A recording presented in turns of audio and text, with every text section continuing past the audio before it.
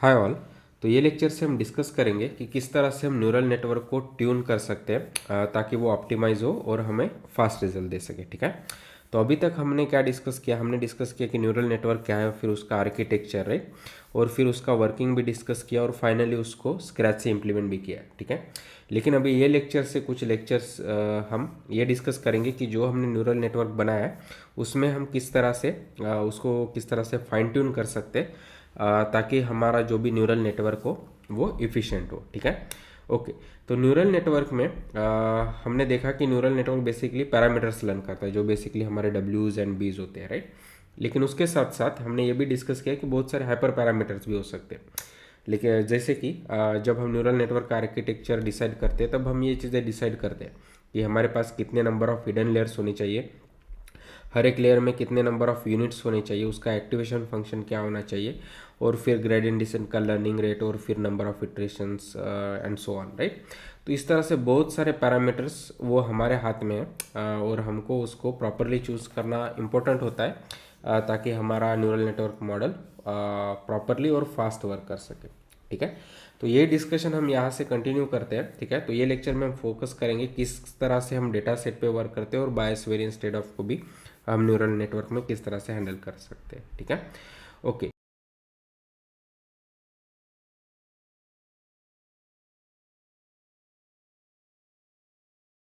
तो फर्स्ट हमारा data set, तो जो भी हमारा अवेलेबल डेटा होता है तो जनरली कन्वेंशनल मशीन लर्निंग में हम इसको दो पार्ट में डिवाइड करते हैं कि ट्रेनिंग एंड टेस्टिंग।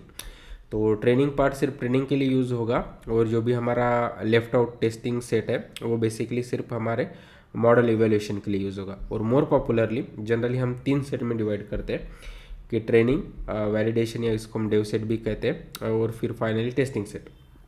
ठीक है। तो अभी यहाँ पे जो भी हमारा ट्रेनिंग डेटा सेट है हम उसको ट्रेनिंग के लिए यूज़ करेंगे। ठीक है। और फिर उसको वैलिडेशन के लिए वैलिडेट, और फाइनली रियल टाइम परफॉर्मेंस वो किस तरह से देता है उसके लिए हमारा टेस्ट सेट यूज़ होगा। ओके। फॉर एग्जांपल अगर हमें लर्निंग रेट चूज़ करना है अल्फ़ा, ठीक है, तो अभी हम क्या करेंगे, उसका कुछ इनिशियल वैल्यू से हमने 0.01 ठीक है कंसिडर किया, फिर हम उससे हमारा मॉडल ट्रेन करेंगे और फिर हम वैलिडेट करेंगे कि हमारा मॉडल किस तरह से वर्क कर रहा है। ठीक है, फॉर एग्जांपल।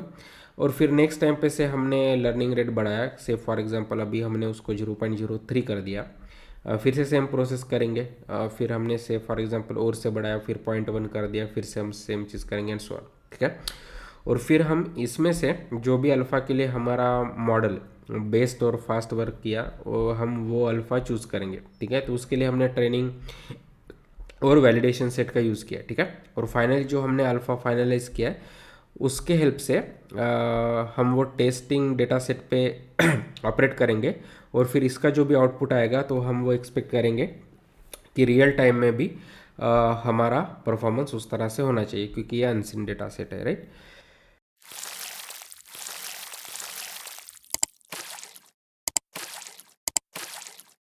और जनरली ये जो स्प्लिट होता था कन्वेंशनल मशीन लर्निंग में, तो जनरली यहाँ पे ये 70 to 30% होता है कि ट्रेनिंग और टेस्टिंग के लिए, या से 80 to 20, राइट।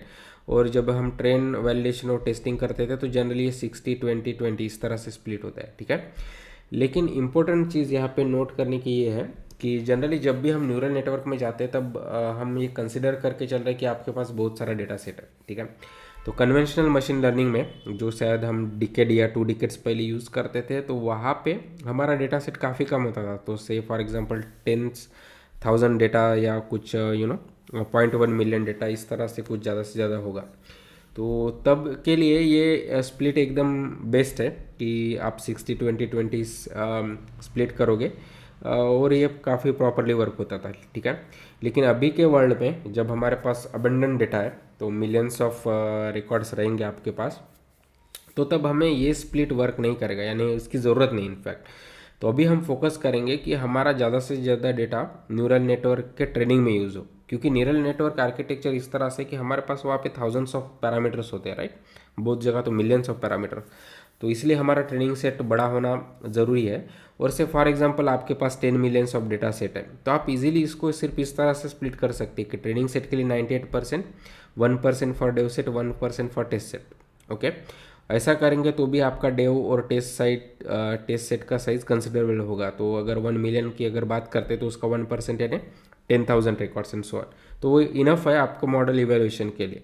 लेकिन उससे हम क्या कर रहे हैं कि ट्रेनिंग सेट के लिए हम ज़्यादा से ज़्यादा एग्जाम्पल्स रिजर्व कर रहे हैं, ठीक है।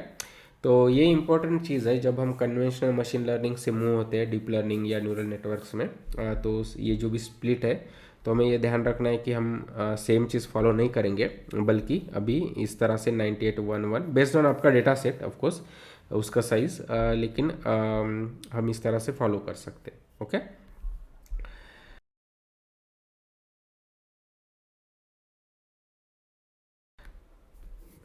तो नेक्स्ट चीज़ कन्वेंशनल मशीन लर्निंग में काफ़ी ज़्यादा पॉपुलर है, वो है बेसिकली बायस एंड वेरिएंस, ठीक है। तो उसको पहले समझते हैं।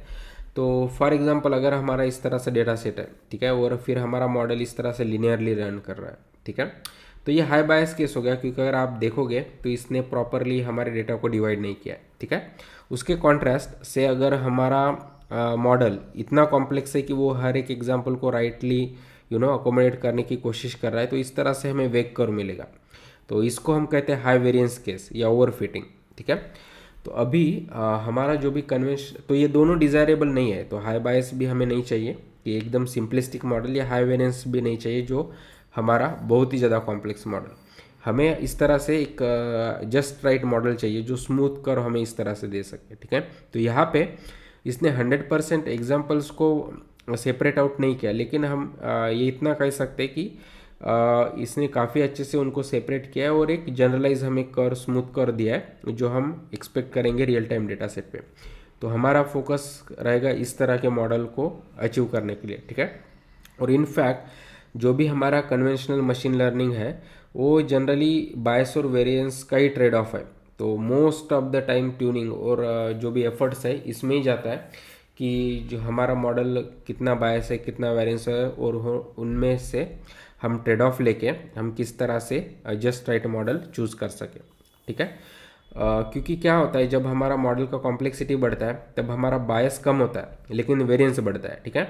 तो इस तरह से बायस कम होगा लेकिन वेरिएंस बढ़ेगा, और जनरली इन मिडल हमें वो बेसिकली उनका गोल्डन मीट मिलेगा। तो जहाँ पे हमारा ट्रेनिंग एरर या टेस्ट एरर का बैलेंस है, और हम एक्सपेक्ट करेंगे कि जो भी हमारा रियल टाइम एरर है वो अगर हम वो मॉडल चूज़ करते तो वो मिनिमम होगा एंड सो ऑन, ठीक है। तो ये हमारा हो गया कन्वेंशनल मशीन लर्निंग में, ठीक है। तो न्यूरल नेटवर्क या डीप लर्निंग में क्या डिफरेंस है, ठीक है। तो अगेन हम बात करें कि हमारे पास अबंडेंट डेटा है, ठीक है। जब हमारे पास अबंडेंट डेटा है तो हम बड़ा सा बड़ा न्यूरल नेटवर्क बना सकते हैं, ठीक है। तो हम जनरली हमारा गो ऑन चॉइस होगा कि हम एक बड़ा सा न्यूरल नेटवर्क बनाएं, और जब हम बड़ा न्यूरल नेटवर्क बनाते हैं तो बायस ऑटोमेटिकली रिमूव हो जाता है, ठीक है। क्योंकि अगर हम बड़ा नेटवर्क बना रहे हैं तो हमारा model complex complex curves learn करेगा, कॉम्प्लेक्स फंक्शंस लर्न करेगा, तो इस तरह से सिंपलिस्टिक मॉडल नहीं मिलेगा, ठीक है। तो बायस रिमूव हो गया।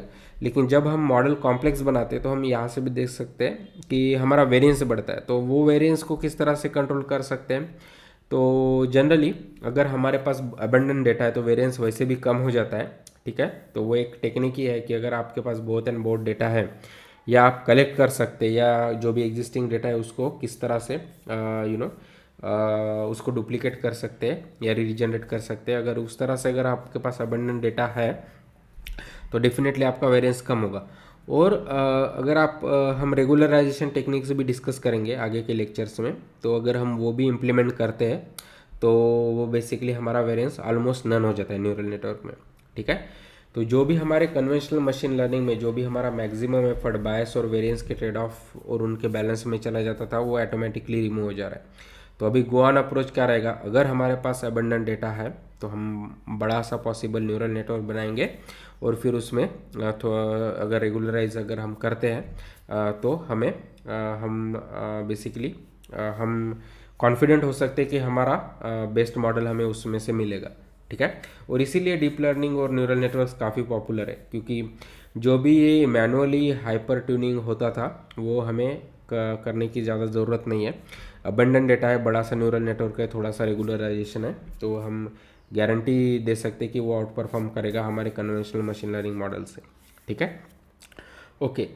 तो आगे के लेक्चर्स में हम डेफिनेटली डिस्कस करेंगे कि अगर आपके पास लिमिटेड डेटा है तो हम किस तरह से नया डेटा जनरेट कर सकते हैं, और फिर रेगुलराइज जो अगेन वेरिएंस का किस तरह से हम रेगुलराइजेशन से कम कर सकते हैं एंड सो ऑन। लेकिन आई होप कि अभी आपको बेसिक आइडिया आया होगा कि बायस और वेरिएंस को हम न्यूरल नेटवर्क में किस तरह से हैंडल कर सकते हैं, और हमारे डेटा सेट को भी। ठीक है, so please like and share the video. Thank you.